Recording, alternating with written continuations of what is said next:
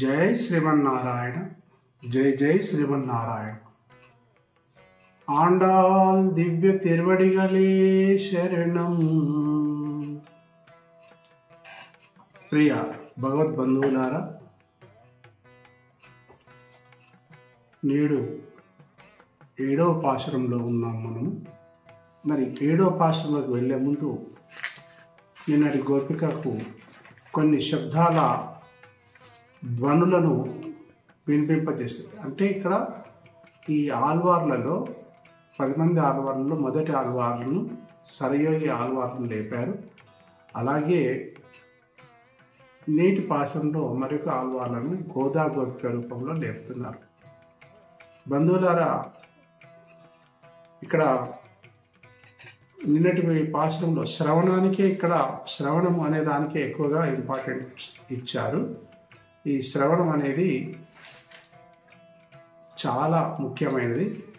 నిన్న పాశంలో ధ్వనుల సంకేతాలు, కొన్ని ధ్వనుల సంకేతాలు, తెల్లని శంఖమని, అలాగే పక్షి కూతరని, శంఖమని, హరిహరి అని ఈ సంకేతాలు వాటిని చేశారు. పక్షుల కూతలు ఉపదేశాలుగా భావించాలి, శంఖధ్వని ఓంకారానికి గుర్తుగా భావించాలి. అలాగే హరిహరి అనేది మన జీవనం ఉజ్జీవనం కోసము స్మరించుకోవాలి. వీటినన్నిటిని స్మరించుకుంటేనే, అంటే మనం ఏ కార్యక్రమం స్టార్ట్ చేసే ముందు శ్రీ గురుభ్యో నమః అని అంటాం. అంటే గురువుల యొక్క నామస్మరణం చేసుకొని వారిని తలుచుకొని కార్యక్రమాన్ని మొదలు పెడతాం. కాబట్టి ఈ నిన్నటి పాఠంలోని అర్థము శ్రీ గురుభ్యో నమః. ఈరోజు ప్రార్థనలోని ఈనాటి గోపికను లేపే కార్యక్రమంలో అంతర్యం శ్రీ గురుభ్యో నమః హరి ఓం అని ఇక్కడ ఈ పాశంలో తెలుపుతుంది. ఈ పాశంను మనము అనుసంధానించుకున్నాము. கீஷு கீஷென்றெங்கும் மானை சாத்தான் கலந்து பேசின பெச்சரவம் கேட்டிலையோ, காசும் பிறப்பும் கலகலப்பக்கை பேர்த்து வாசன ரங்கு ஜலயச்சியார் மத்தினார், ஓசை படுத்தைரவம் கேட்டிலையோ, நாயகப்பன் பிள்ளாய் நாராயணன் மூர்த்தி கேசவனை பாடவும் நீ கேட்டி கேடத்தியோ, தேசமுடையாய் திருவே ఏ లోరెంబావాయ్.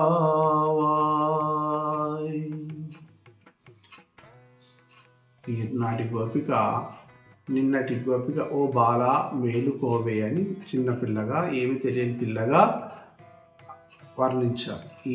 ఈనాటి గోదా గోపిక గదిలో పడుకున్న గోపిక కాస్త తెలిసిన అమ్మాయి, అంటే ప్రౌఢ వయస్సు కలిగినది, కొంచెం పరిపూర్ణత కలిగిన అమ్మాయి. ఆమెను ఈజీగా పిల్లాయ్ ఓ పిల్ల అని అన్నారు. ఇక్కడ పేయు పెన్నే అన్నారు, ఓ పిచ్చి పిల్ల అన్నట్టు.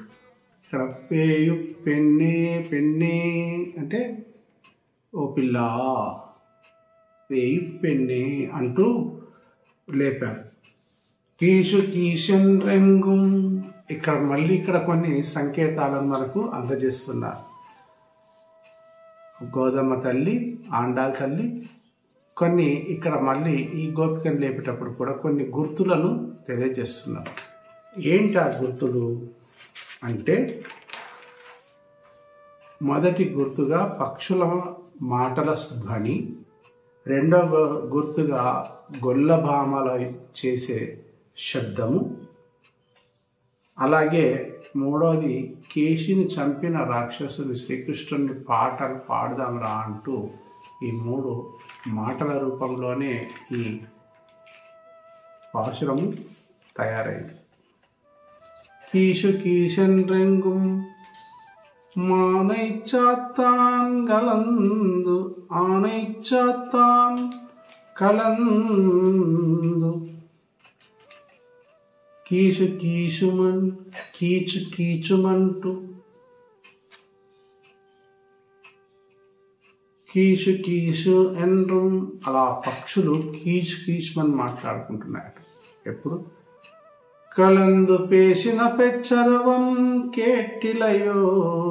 పక్షులు తెల్లవారు లేవగానే ఆహారం కోసం వెతుకుటకై ఆహారం కోసం వెళ్తాం కదా, కాబట్టి ఈ ఆహారం కోసం వెళ్ళే ముందు ఎడబాటు అనేది తొందరగానే పడుకుంటాయి. ప్రొద్దున లేచేటప్పుడు మళ్ళీ మనము తెల్లవారేసరికి వెళ్ళిపోతాం.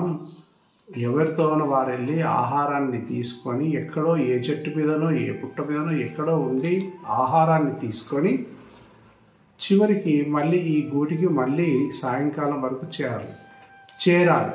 వెళ్ళినప్పుడు వచ్చేటప్పుడు అక్కడ తీసుకునే ఆహారం అప్పుడు ఏవైనా మన మధ్యలో ఏదన్నా గ్యాప్స్ కానీ ఏదన్నా అనుకోనిది ఏదైనా సంఘటన జరిగితే మళ్ళీ మనం కలుస్తామో కలవమో ఆ జంట పక్షులు అలా కీచుమంటూ అరుస్తున్నాయి, అంటే మాట్లాడుకుంటున్నాయి. కీచు అంటూ అంటే పక్షులు అలా పక్షుల గూళ్ళలో అవి ఎలా నిద్రిస్తాయంటే ఒక పక్షి ముక్కు ఇంకో పక్షి ముక్కు పైన పెట్టి పడుకుంటాయి. ఈ ఒక్క పక్షి ముక్కు కదిలిందంటే ఇంకో పక్షి లేసేసి కీచు అనుకుంటూ మాట్లాడుకుంటాయి. అంటే కీచుమంటూ కీషన్ రెంగుం ఆనైచాతాన్ అంటే భరద్వాజ పక్షులు. భరద్వాజ మహర్షి మనం ఇక్కడ గుర్తు చేసుకోవాలి. ఆనైచాతాన్ కలందు అరుస్తున్నాయి భరద్వాజ మహర్షి సంబంధించిన పక్షులు. ఈ పక్షులు కేరళ ప్రాంతంలో ఎక్కువగా ఉంటాయి. వీటి ధ్వని మధురంగా ఉంటాయి. అంటే ఇక్కడ భరద్వాజ మహర్షి వేదాధ్యయనం చేయడానికి బ్రహ్మ కోసము ప్రజాపతికై తపస్సు చేస్తే 100 సంవత్సరాల ఆయుష్ పొడుగుతూ వేదాధ్యయనం చేస్తూనే పోతున్నాడు. అయినా కానీ ప్రజాపతి ప్రత్యక్షమై నీ వేదాధ్యయనం పూర్తయిందా అంటే ఇంకా కాలేదు, ఇంకా కొంచెం ఆయుష్ కావాలి నాకంటే, నీ ఆయుష్ నీ చేసిన తపస్సు 300 సంవత్సరాల తపస్సు ఎంత ఉన్నదో చూపిస్తారా అని చెప్పేసి ఒక పెద్ద కొండ దగ్గర తీసుకుపోయి పిడికెడు మట్టి తీసి, ఇంతే నీ అధ్యయనము, ఇంకా చదవాల్సింది చాలా ఉంది, వేదాలకు అంతు లేదు, ఆ వేదాలను పూర్తిగా చదివి అధ్యయనం చేసి ఆ పరిపూర్ణత పొందాలంటే నీకు ఆ సమయం సరిపోదు, వయస్సు సరిపోదు, ఆయుష్ సరిపోదు అని చెప్పేసి ప్రజాపతి మరి నాకు ఇప్పటి వరకు నేను చేసిన తపఫలం మరి ఇంత ధారపోసిన శక్తి వేదాధ్యయనం ఎవరికి అప్పచెప్పాలంటే త్రేతాయుగంలో రాముడు వనవాసం చేస్తున్నప్పుడు భరతుడికి నీ వేదాల అధ్యయనం, నీ వేద జ్ఞానాన్ని ప్రసరింపజేయని చెప్పేసి పంపిస్తాను. అందుకని త్రేతాయుగంలో రాముడు వనవాసం సీతమ్మతోని లక్ష్మణుడితో వనవాసం చేస్తున్న సమయంలో భరతుడు తన అన్న మీద ప్రేమతోని తిరిగి తన రాజ్యాన్ని తీసుకుపోవడానికి వస్తుండగా భరద్వాజ ఆశ్రమంలో మహర్షిని కలుస్తున్నప్పుడు భరతుడిని చేరదీసి భరతుడి ద్వారా తన వేదాధ్యాయాన్ని సంపూర్ణం చేసుకోవాలని, రాముని పైన ఇతనికి ఎంత భక్తి ఉందో తెలుసుకోవాలని ఆయన తన తపశ్శక్తి అంతా ధారపోసి అంగరంగ వైభవంగా ఉన్న పరిశుద్ధమైన మేడలను, దివ్యకాంతులు గొలిపే మేడలను, సింహాసనాన్ని, రాజదర్బార్ను అన్నిటిని తన తపశ్శక్తితో ప్రతిష్ఠించేసి అందులోకి తీసుకెళ్ళి రాజసింహాసనం మీద భరత మహర్షి కూర్చో, నువ్వు రాముని సోదరుడివి, రాముణ్ణి చూసినట్టుగా ఉంది, రాముడు వనవాసం వెళ్ళాడు, కనీసం నువ్వన్న వచ్చావు, ఇలాంటి సింహాసనం పైన కూర్చో తండ్రి, కూర్చో నాయనా అంటే అప్పుడు భరతుడు ఎంత వినయము, అన్నం మీద ప్రేమ చూడండి. భరతుడు నిదానంగా వెళ్ళాడు, అందరూ చూస్తున్నారు. సింహాసనం పైన ఎక్కి కూర్చొని తన పరిపాలన, తన రాజ్యం, ఈ వైభోగాలన్నింటినీ చూసి ఆహా ఎంత బాగుంది అని మురిసిపోతాడేమని అనుకున్నాడు. కానీ మురిసిపోకుండా అతను కేవలం అలా సింహాసనం వరకు ఎక్కి అక్కడున్న వింజామరను తీసుకొని ఆ సింహాసనం పైన అలా అలా ఊపి మంత్రులు, రాజు పక్కన మంత్రులు కూర్చుండే ఆసనం, సీట్ పైన, ఆ ఆసనం పైన కూర్చొని ఇప్పుడు చెప్పండి ఏంటి అని ఆయన యొక్క ప్రభుభక్తికి, దైవభక్తికి భరద్వాజ మహర్షి చెల్లించిపోయాడు. అబ్బా, ఇంత మంచి భరతుడు ఈ సామ్రాజ్యంలో రామునికి తమ్ముడైండు, మహావిష్ణువుని సోదరుడైండు అని చెప్పేసి తన తపశ్శక్తినంతా ధారపోసి అతనికి వేద జ్ఞానాన్ని అందించిన మహర్షి కాబట్టి భరద్వాజ ఆనైచాతాంగలందు, అలాంటి జాతికి చెందిన పక్షులు కలందు అరుస్తున్నాయి. చూడండి, ఆ పక్షులు వెళ్ళిపోయేటప్పుడు ఎంత బాధతో వెళ్ళిపోతుంటాయో. తెల్లారింది, ఇంకా మళ్ళీ మనం కలుసుకోమో, మళ్ళీ సాయంత్రం మనం ఎక్కడ ఉంటామో ఏమో, కాబట్టి జాగ్రత్త, నువ్వు ఆహారం టైంకు తీసుకో, నువ్వు ఆహారం తీసుకో అంటూ చెప్పే మాటలు, ఆ కీచు అనే శబ్దాలు మనకేమన్నా వస్తాయా, మనకేమన్నా అర్థమవుతుందా? కానీ ఆ చప్పుడు మాత్రం వినపడుతుంది. ఆ చప్పుడు మాత్రం చక్కగా కీచు అనుకుంటూ ఆ పక్షులు చేసే ఆర్తనాదం వినిపిస్తుంది. కాబట్టి ఇక్కడ ఆ ఎడబాటును, ఇంకా తెల్లారిపోతుంది, అయ్యో తెల్లారిపోతుంది, మేము విడిపోతున్నాం అంటే ఇక్కడ మనం ఏమన్వయించుకోవాలి? భగవంతునికి భక్తునికి ఇక్కడ మధ్యలో తెల్లవారిపోతుంది అని అంటే మళ్ళీ ఈ ప్రపంచంలో మళ్ళీ మనము ఏంటి, ఈ ఐహిక సుఖాలను ఇవన్నిటినీ అనుభవించాల్సిందే. అన్ని కోరికలను, ఆవేశాలు, భావోద్వేగాలు అన్నిటినీ అనుభవించాల్సిందే. కాబట్టి తెల్లారికి ముందే మనం కనుక లేచినట్టయితే, బ్రహ్మజ్ఞాన కాలంలో లేచినట్టయితే, ఈ ఆచార్యులకు ఉపదేశించిన మంత్రాన్ని కానీ, అధ్యయనాలు కానీ ఏవైనా చదివినట్టయితే మనకు పరిపూర్ణత, జ్ఞానం లభిస్తుంది. కాబట్టి ఆ బెంగతోని అవి ఎడబాటు, మళ్ళీ కలుస్తామో లేవు, ఆడపక్షి మగపక్షి అలా కలుసుకొని మాట్లాడుకుంటూ మళ్ళీ మనం కలుస్తామో లేవు. మన మనుషులకైతే గ్యారెంటీ, మనం ఇంట్లోకి వెళ్ళి ఇద్దరు జాబ్ చేసుకునే వాళ్ళు ఉన్నా ఇంట్లో నుండి భద్రంగా తాళం వేసి డ్యూటీలకు వెళ్ళొచ్చి చివరికి వచ్చిన తర్వాత మళ్ళీ సాయంకాలమే కబుర్లు చెప్పుకుంటూ పడుకుంటాం. మా ఆఫీసులో ఇది జరిగింది, మీ ఆఫీసులో ఇది జరిగింది అనుకుంటా. అట్లాగే ఈ కీచుమంటూ పక్షులు అరుస్తున్నాయి. ఆ శబ్దం కలందు అంటే అరుస్తున్నాయి. పేసిన పెచ్చరవం కేటిలయో, అవి ఆహారం కోసం వెళ్ళడానికి ఎడబాటుతో మాట్లాడుతున్నాయి. కేటిలయో, వినిపించడం లేదా? ఆ పక్షుల ధ్వని నీకు వినిపించడం లేదా ఓ తల్లి, లోపలున్న గోపిక అని మన ఆండాళ్ తల్లి పిలుస్తుంది. ఆనైచాతం గలందు పేసిన పెచ్చరవం కేటిలయో, పేయు పెన్నే, ఇంత శబ్దం చేస్తున్నాయి. ఎంగుం అంటే వీళ్ళు నిలబడిన చెట్టు దగ్గరనే కాదు పక్షులు అరిసేటివి. ఆ రేపల్లె మొత్తం, ఆ గోకులం మొత్తం అన్ని చెట్ల మీద ఈ పక్షులు కీచ్ అనుకుంటూ ఆ వేకోజామున సూర్యుడు ఉదయించక ముందే అరుస్తున్నాయి. ఆ శబ్దం మీకు వినిపించట్లేదా, నీకు వినిపించడం లేదా అని ఇక్కడ ఒక శబ్దం వినిపించడం లేదా అని ఇక్కడ వరకు ఆపేశాం. ఏమని? భరద్వాజ పక్షుల గురించి వివరించింది ఆండాళ్ తల్లి. అంటే మనము భరద్వాజ పక్షుల్లాగా ఉదయాన్నే లేచి, ప్రాతకాలంనే లేచి, బ్రహ్మముహూర్తంలో లేచి ఆ ధ్యానము కానీ, జపము కానీ, పూజలు కానీ చేసినట్టయితే భగవంతునికి మరింత దగ్గర అవుతాం. భక్తి అనేది ఉదయం పూట,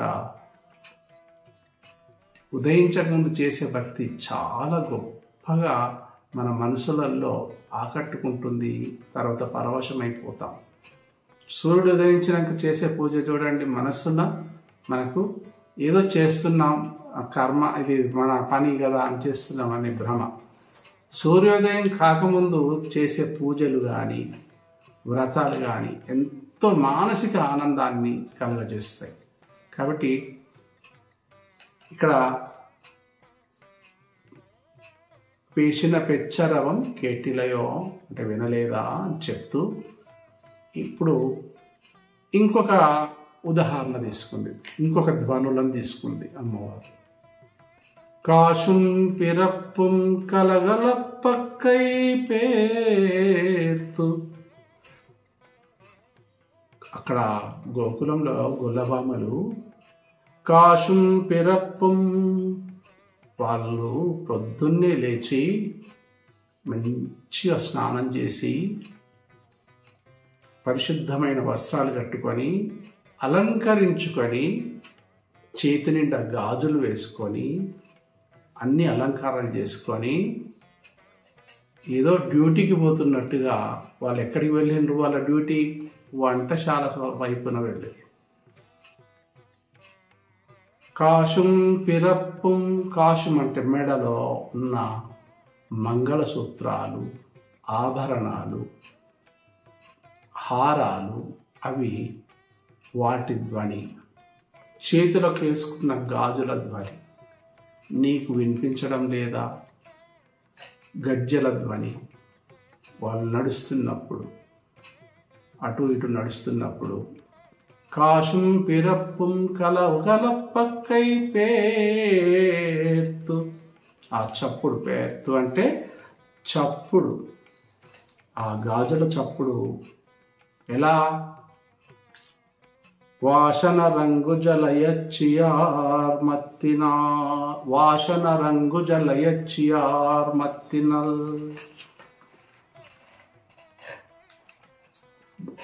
వారి జడలోని పుష్పాల సువాసనలు, వారి కేశముల యొక్క పరిమళాలు, వాళ్ళు పని చేస్తున్నారు. వాళ్ళు ఏం పని చేస్తున్నారు? ఓషై పడుతత్తై రవం కేటిలయో, ఓషై ఓషై పడుతత్తై రవం కేటిలయో. వాళ్ళు పెద్ద కవ్వములను తీసుకొని పెరుగును ఆ కవ్వం బలమైన ఆ కవ్వంను ఆ పెరుగులో అలా గుణపంలా దించి దానికి తాడును కట్టి ఒక ఎక్సర్సైజ్ లాగా చేస్తున్నారు. ఎలా ఇలా ఇలా ఇలా ఇలా ఎందుకోసం చేస్తున్నారు?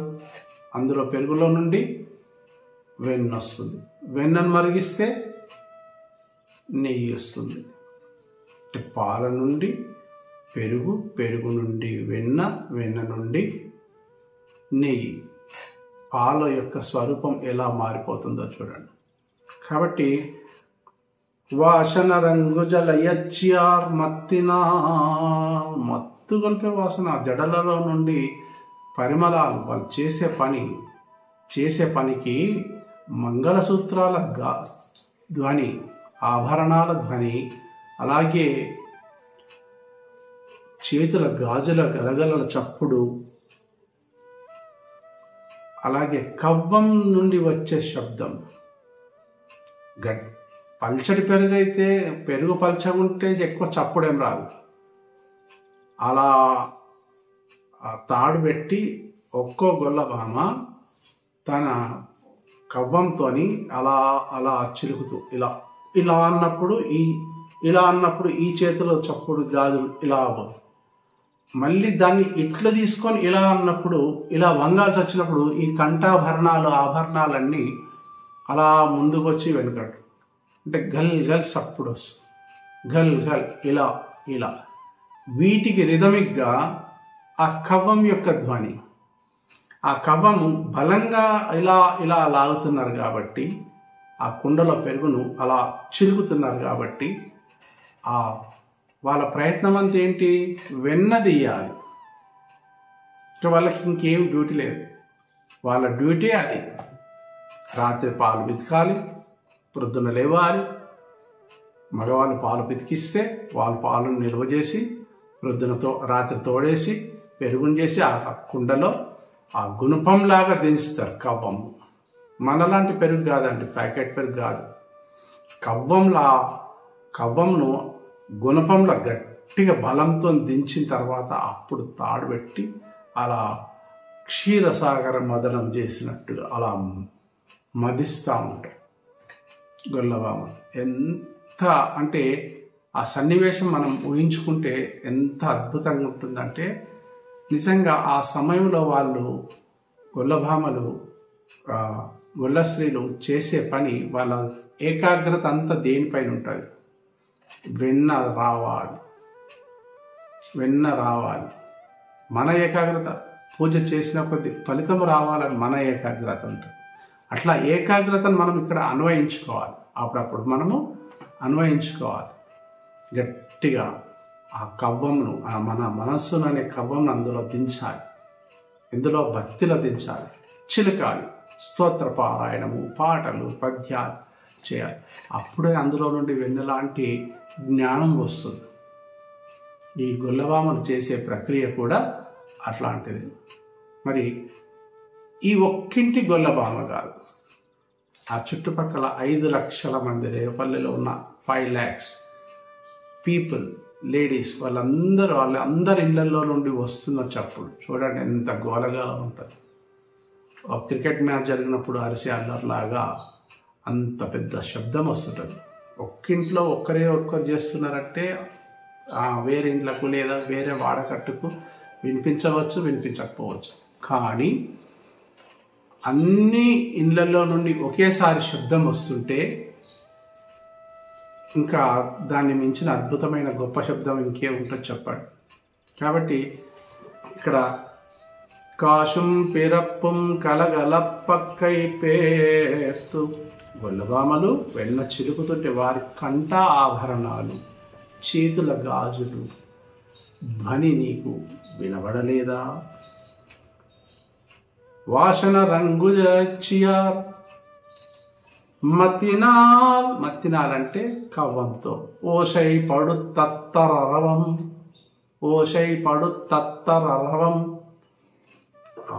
రవం అంటే శబ్దం, చిలుకుతున్న శబ్దం నీకు వినబడలేదా? ఆ శబ్దం వినబడలేదు. నాయగప్పన్ పిల్లాయ్, నాయకులకే మా నాయకురాలివి, మా అందరికీ గ్రూప్ లీడర్వి, మా టీం లీడర్వి నీవే ఇలా పడుకుంటే ఎలాగమ్మా? నీవు మా బృందంలో కలవవా? నాయగప్పన్ పిల్లాయ్, నాయకులకే నాయకురాలు, ఓ పెద్ద నాయకురాలు, ఓ గ్రేట్ లీడర్, నువ్వు పడుకుంటే ఎట్లా? చూడండి, ఆ వెనుకటి పాశ్రంలో బాలా మేలుకొన పిల్లాయ్ అని, పిల్ల కదా అని చెప్పేసి ఆమెను పిలిచింది. కానీ ఇక్కడ పేయు పెన్నే, ఓ పిచ్చి పిల్ల, పేయు పెన్ని అని వ్యంగ్యంగా ఒక ప్రేమతో పలికింది. పేయు పెన్ని అని పలికి నాయకప్పన్ పిల్లాయ్, మళ్ళీ పిల్ల, పెద్ద నాయకురాలైన ఓ పిల్ల. కానీ మీకు మ్యారేజ్ కాలేదు, మరి ఇటు బాలిక కాదు, ప్రౌఢ వయస్సులో, మిడిల్ ఏజ్, దాన్నే యుక్త వయస్సు అని కూడా చెప్పచ్చు. ఆ యుక్త వయసులో ఉన్న అమ్మాయిని పేయు పెన్ని నాయకప్పన్ పిల్లాయ్, పెద్ద నాయకురాలా, ఓ పిల్ల, నారాయణన్మూర్తి, ఆ పరమాత్ముడు నారాయణుడు, నరులకు ఆధారభూతుడైన వాడు, ఈ జీవకోటికి ఆధారం, సృష్టి స్థితి లయ అన్నిటికీ అతనే ఆధారం, మన జీవనానికి అతనే ఆధారం. కాబట్టి నారాయణన్ మూర్తి, ఆయన విగ్రహ రూపంలో ఉన్నాడు. ఆయన విగ్రహ రూపంలో ఉండి అర్చామూర్తిగా ఉన్నాడు. ఆయనకి ఏది పెడితే అది తీసుకుంటాడు. చూడండి ఎంత సౌలభ్యంగా, అంత పెద్దవాడు, కనిపించని లోకాలను కొలిచినవాడు, అంత పెద్ద పరమాత్ముడు మనకు ఒక విగ్రహ రూపంలో, చిన్న విగ్రహ రూపంలో మనం ఏ బొట్టు పెడితే ఓకే అంటాడు, ఏ పువ్వు వేసినా ఓకే అంటాడు, ఏ ప్రసాదం పెట్టినా స్వీకరిస్తాడు. అట్లాంటి మూర్తిని మేము పూజించడానికి వెళ్తున్నాం, అట్లాంటి మూర్తిని మేము చూడడానికి వెళ్తున్నాం. నారాయణన్ మూర్తి. మరి ఆ నారాయణుని యొక్క గొప్ప గుణగణాలు ఏంటో తెలుసా? కేశవనై పాడవం. కేశి అనే రాక్షసి గుర్రం రూపంలో, కేశి అనే ఒక గుర్రం రాక్షసుడి రూపంలో శ్రీకృష్ణుడిని చూస్తూ పరిగెత్తుకుంటూ కాళ్ళతో తన్ని చంపాలని పైకి ఎగురుతుంటే దాన్ని పట్టి కేశి అనే రాక్షసుని, గుర్రం రూపంలో ఉన్న కేశి అనే రాక్షసుని, గుర్రం రూపంలో ఉన్న ఆ రాక్షసిని గుర్రం అలా పై దవడ కింది దవడ రెండు బట్టి అలా చీల్చి పారేసేసాడు ఒక్కసారిగా. అందుకని ఆయన కేశవుడు అయిండు. కేశవనై పాడవం. మేము కేశవ, గోవింద, మాధవ అని చెప్పుకునే ఈ పాటలు పాడవం నీకెట్టే, విని కూడా నీకెట్టే అంటే విని, కిడత్తియోయ్ పడుకున్నావా. మేము ఇన్ని పాటలు పాడుతున్నాం, అక్కడ అంతమంది చప్పుడు చేస్తున్నారు, అక్కడ పక్షులన్నీ గోల గోల, ఇంత పెద్ద సౌండ్లో, ఇన్ని మ్యూజిక్లో, ఇన్నిట్లో ఏం మామూలు మాటనా? ఇంత నువ్వు గాఢంగా నిద్రపోవడం, ఇది నీకు న్యాయమా? మళ్ళీ నువ్వు ఎలాంటి దానివి? మాకు నాయకురాలివి. మాకు నిన్న ఏమని ప్రామిస్ చేసినావు?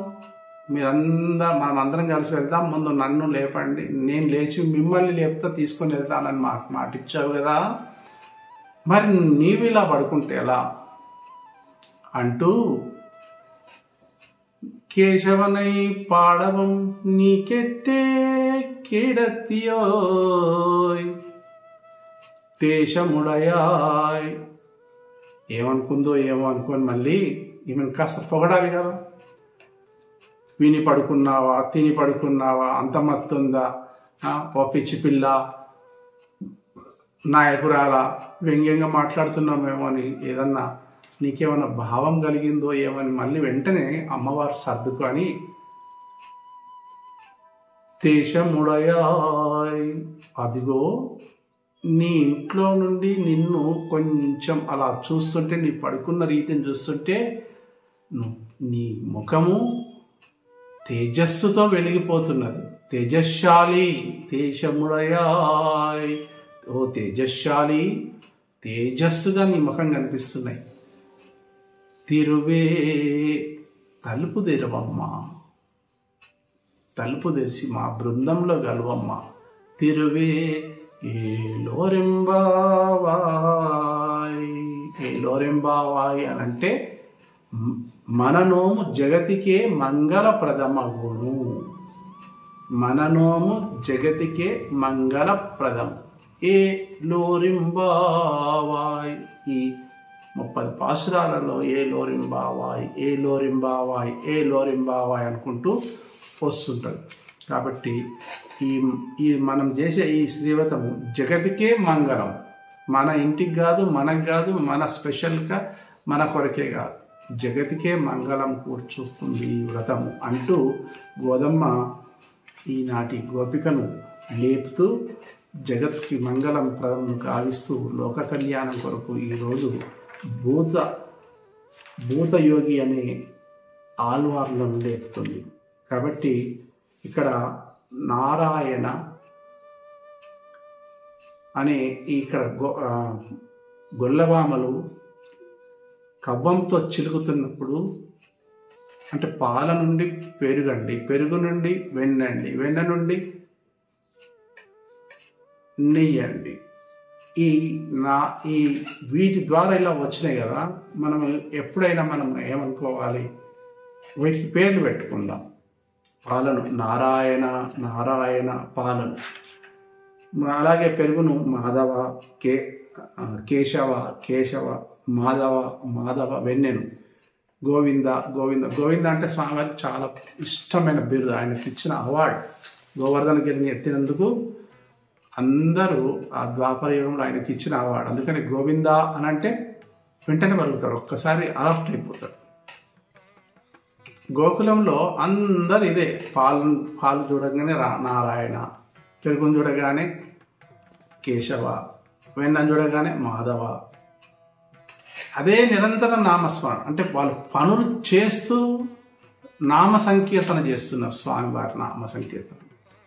కాబట్టి అందులో ఓ అత్త తన కోడలు నిరంతరంగా కృష్ణుని నామమే జపిస్తుంది. లే ఈ నామం ఏమి వద్దులే, సరే నువ్వు ఆపేసేసి ఆమెకు డ్యూటీ వేశారు. ఆమె అత్త ఒక 4 కుండలో, ఒక కుండలో పాలు, ఒక కుండలో పెరుగు, ఒక కుండలో 3వ కుండలో వెన్న, 4వ కుండలో నెయ్యి పెట్టి ఓ అమ్మకరా. వాళ్ళ డ్యూటీ అదేనండి.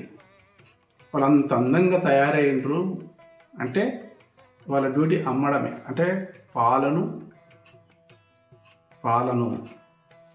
పెరుగుగా మార్చి, పెరుగును కవ్వంతో చిలికి వెన్నను తయారు చేసి, ఆ నెయ్యిని తయారు చేసి అమ్ముకొని రావడం. కాబట్టి ఇక్కడ పాలను ఆ అమ్మాయి భక్తి పారవశ్యంలో ఉంది కాబట్టి 4 కుండలు ఎత్తిపెట్టి అత్తగారు పోయి అమ్ముకరాపో అని చెప్పి పంపిస్తే, నారాయణ అండి, నారాయణ నారాయణ అంటే పాలు నమ్మాలనుకుంటే పాలను నారాయణ అనేది, పెరుగు నమ్మేది ఉంటే కేశవ అండి, కేశవ కేశవ కేశవ, వెన్న నమ్మేది మాధవ మాధవ మాధవ కావాలండి, మీకు మాధవ కావాలా, మాధవ మాధవ. నెయ్యి నమ్మాలనుకుంటే గోవింద గోవింద. ఇంకేంటి అంటే ఆ రేపల్లెలో గోకులం అంతా ఈ శబ్దాలతోనే, వీళ్ళు చేసే శబ్దాలు వన్ సైడ్ అయితే, వీళ్ళు చేసే సంకీర్తన, దైవనామ సంకీర్తన ఇంకొకటి. కాబట్టి ఇక్కడ మనము ఈ నారాయణ అంటే వేదములకు అర్థమని, కేశవ అంటే ద్రవిడ ప్రబంధాలకు అర్థమని, మాధవ అని అంటే ఈ వెన్న లేదా మాధవ అంటే వ్యాఖ్యానాలకు అర్థమని, గోవింద అంటే నెయ్యిలాగా భావించే గోవింద పదము కాలక్షేపాల కోసం, గోష్ఠి, ఎవరితోని భాగవతోత్తములతో చేసే గోష్ఠి, చాలా గొప్ప గోష్ఠి. కాబట్టి ఈ 4 శ్రేష్టమైన, పాలు శ్రేష్టమే. పాల నుండి అంటే పాలంటే వేదాల గురించి మనం తెలుసుకున్నాం. భరద్వాజ మహర్షి ఎన్ని ఆయుష్లు తీసుకున్నా కానీ దాన్ని అందుకోలేకపోయాడు. అలాగే ద్రవ్య ప్రబంధాలు, ఇవి మనకు అర్థం కావు, వాళ్ళు చదువుతుంటారు. తమిళంలో, ద్రావిడంలో ప్రబంధాలు చదువుతుంటారు, అవి మనకు అర్థం కావు. కాకున్నా కానీ విని తీరాల్సిందే. విని విని విని విని విని తినగ వేము తీయనుండన్నట్టు విన్నా కొద్దీ అవి మనకు అర్థమై, వాటి అర్థాలు తెలిసిన తర్వాత మధురంగా, చాలా మధురంగా వాటి అర్థాలను తెలుసుకొని మధురంగా ఆనందంగా కలుగుతుంది. కాబట్టి ద్రవిడ ప్రబంధాలు. ఇంకా మాధవ అంటే వెన్నెను దేంతో పోల్చాడు? వ్యాఖ్యానం, ప్రవచనాలు, వ్యాఖ్యానం. ఎవరి మనసైనా కానీ కరగకపోతుందా? ఎవరి మనసైనా కానీ ఈ ప్రవచనాలతోని ఎందరో మంది మహానుభావులు ప్రవచనాలు ఇస్తుంటారు. ఆ ప్రవచనాల్లో కొన్ని రహస్యాలన్న తెలుసుకొని కొంతమంది అన్న మారిపోతారు. వెన్నెలాంటివి, వెన్న కరిగిపోయినట్టుగా వాళ్ళ మనసులు కరగవా? అలాగే గోష్ఠి, కాలక్షేపం, నెయ్యి, అది మామూలు విషయం కాదు. ఒక భాగవత గోష్ఠి ఎలా ఉంటుందంటే, అతను పరమాత్మని గురించి వర్ణిస్తుంటే ఇతను ఇంకో పరమాత్మని విశేషాలు, ఆయన పరమాత్మని గొప్పదనాలు, అలా ఒకరినొకరు సంభాషించుకుంటే దానికి గోష్ఠి అంటారు. అందుకనే భగవంతుణ్ణి పొందే కంటే ముందు భాగవత ఆశ్రయణం పొందితే, భాగవతోత్తములను కొనియాడితే భగవంతుడు సంతోషిస్తాడు. కాబట్టి ఇక్కడ మనం ఆచార్యులను, ఆల్వార్లను మనము సేవించుకుందాం. మరి ఈ భగవంతుడైన మన ప్రేమ కలగాలంటే, చిత్తం కలగాలంటే మన లోపల ఒక నాలుగింటిని తొలగించుకోవాలి. వాటిని 4 దుర్గుణాలను తొలగించుకోవాలి. ఏంటంటే వాటిని, ఒకటోది ఈర్ష్య, రెండోది పరులకు అపకారం చేయాలనే తలంపు, మూడోది అసూయ, నాలుగోది అమర్షం. ఈర్ష్య అంటే మనకు వేదన కలిగించేది, బా ఎంత ఎదిగిపోతున్నాడు అనే వేదన, పర్లకు అపకారం చేయాలని తలంపు. దీనికి ఏ విధంగానైనా ఏదన్నా అపకారం చేయాలా, ఏదన్నా లాజ్ చేయాలా, ఇలాంటివి తొలగించుకోవాలి. 2 అసూయ. ఈ అసూయ గుణం గలవారు ఎలా ఉంటారు? వీరికి ఏది మంచి చెప్పినా, ఏది చెప్పినా ఏది మంచి చేసినా దోషాలను లెక్క పెడుతుంటారు. దోషాలను లెక్క పెట్టి ఆ దోషాలనే పాయింట్అవుట్ చేసి నువ్వు ఇలా చేయాల్సింది కాదు, నువ్వు ఇలా చెప్పాల్సింది కాదు, ఇలా అనాల్సింది కాదు. ఇది అసూయతో కూడిన. ఇక అమర్షం అంటే ఓర్వలేనితనం. ఓర్వలేనితనాలు. ఇవి 4 మనము ఈ పాశురం ద్వారా తొలగించుకుందాం. అంటే కొన్ని పుష్పాలను 8 పుష్పాలను హృదయాల ద్వారా మాయనే మన్ను వడవదలే దాంట్లో మనం తొలగించుకున్నట్టుగానే, పుష్పాలను సమర్పించి తొలగించుకున్నట్టుగానే ఇక్కడ కొన్ని దేవునిపైన మనకు చిత్తం కలగాలంటే, దేవుని అనుగ్రహం కలగాలంటే, దేవునిపై భక్తి కలగాలంటే ఈ 4 మనం తొలగించుకుందాం. అట్లాగే ఈ కీశంటంగం అనే చాత్తాన్ అనే ఈ పాశురమును చాలా పవిత్రమైనదిగా భావించి భూతయోగి అనే ఆళ్వార్లను మేలుకొల్పుతున్నారు. మరి అందరం సేవించుకుందాం. ఈ కార్యక్రమంలో మనమందరం ఈ కార్యక్రమంలో ఉండి దీన్ని దిగ్విజయం చేసుకుందాం. మరి రేపటి పాశురంలో ఇంకో ఆళ్వార్లను, ఇంకో గోదగోపికను శ్రవణమే.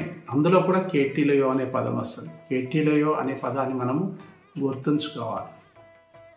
కాబట్టి ఇక్కడ మొదటిసారిగా చెప్పింది ఏంటి? పక్షుల యొక్క భరద్వాజ పక్షులది ఒకటోది. 2వది గొల్లభామల వాళ్ళు చేస్తున్న ధ్వనులు, గాజుల గలగలలు, చప్పుళ్ళు, కవ్వంల యొక్క వెన్నె తీసే ప్రయత్నంలో చేసే శబ్దాలు. ఇంకా 3వది కేశి అనే రాక్షసుడు చంపిన స్వామివారి గొప్పదనాన్ని వివరించారు. అట్లా ఇన్ని తెలిసి కూడా నువ్వు ప్రౌఢ వయస్సులో ఉన్న ఓ జ్ఞాని, ప్రౌఢ దశలో ఉన్న ఓ జ్ఞాని, ఓ ఆళ్వార్, మీరు పడుకొని ఉండడం శ్రేయస్కరం కాదు. మీరు మా బృందంలో ముందుండి నడవాలి.